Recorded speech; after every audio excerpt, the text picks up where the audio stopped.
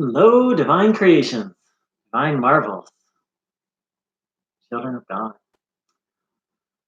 So we've got a on this channel we've got a Neo-Advaita preacher who about every fourth or fifth video I make, this person responds with, "Just be the self. You are the self. You are that." So if this, what this really reminds me of is religion. In which a religious person, for example, I was raised in a Christian Protestant church, which was Jesus is the only form of salvation. Accept him in your heart now or spend an eternity in hell. And, when you challenge the logic of that, the response is Jesus is the only way to salvation. Accept him now or spend an eternity in hell. So, what this means is that someone's not really speaking from their experience. What they're speaking from is just an idea that they've adopted that they haven't actually verified in their own experience. Ramana Maharshi very clearly said that a yanai who's really reached the top of the mountain can having been at the top, he can guide people. A yanai can guide people no matter what path they're working up the mountain. So Neo-Advaita is it is a specific path, and it's just a path of continual affirmation and reflection on the truth, on the absolute truth of our true nature, of God, of reality, and it'll work for 1 out of 1,000 people, according to Ramana Maharshi, for those people who are right. Um, so here's what an actual Advaita Vedanta teacher has to say about um, why this isn't going to work for most people. And this is from James Schwartz, and this is page 121 of The Essence of Enlightenment.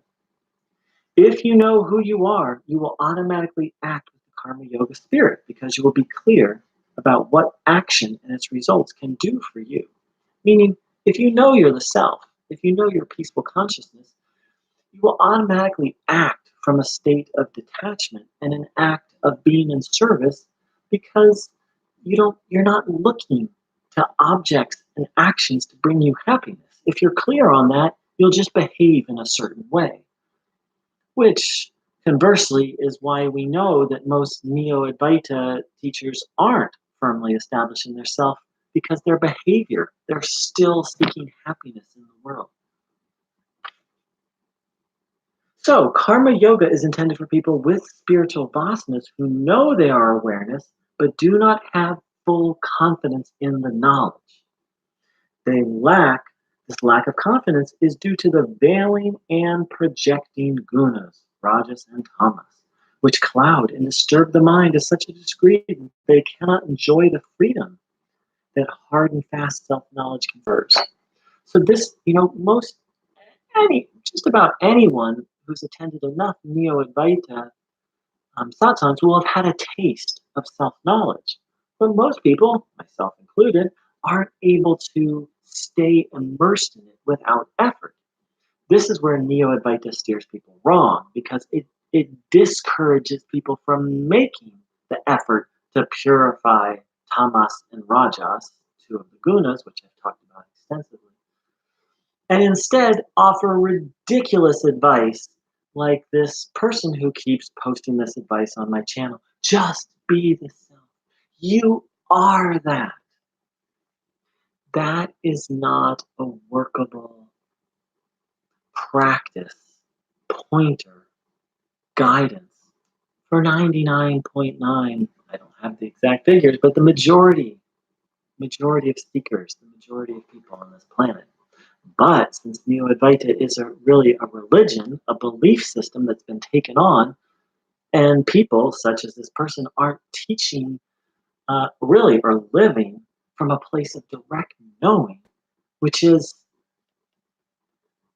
it's, when you know something, you don't even need to think about it. It's just evident. And from that place, just behavior spontaneously arises. They call it flow, actually. They've studied it quite extensively. And that's the opposite of what Neo-Advaita is, and the opposite of what this person is doing. And I'm able to recognize it because I used to do it. I used to go walking around preaching to people, preaching Neo-Advaita, and and attacking anything that would anything other than you are that, because just as the the Christian mindset that I was raised in would attack anything that challenged the idea that Jesus isn't the only way to salvation, that accepting Jesus into your heart, because that's all a belief, because a belief system feels threatened by anything that contradicts it. So really, what Advaita Vedanta is the absolute truth and a workable method to get different people in different levels of awareness to that place. What Neo-Advaita is just the expression of the truth and then kind of battering people with it over and over and over. And every now and then, who knows, 1 out of 1,000, 1 out of 500, it works for the right soul. Thank you so much for dropping by. And let's just then remember, let's take a moment. Having critiqued the nonsense, let's keep in mind that this person and other Neo-Advaita people are in touch with, 1 or 2 letters of the alphabet. The absolute truth that underneath it all, we are inherently good. And nothing can touch that. Nothing can disturb that. It can be covered up. And that's the process of Advaita Vedanta, is removing the covering. It's like we're all already rich beyond words. It's just we've forgotten our PIN number for our debit card so that we can access that wealth. That doesn't mean the wealth isn't there. It's not a bad thing to reflect on the fact that the wealth is there, but it's also not a legitimate path to just affirm over and over and over, like I am the self, I am the self, I am the self, I am the self. Because as James Schwartz points out, that's not going to remove the tamas and rajas, which veil the awareness of awareness.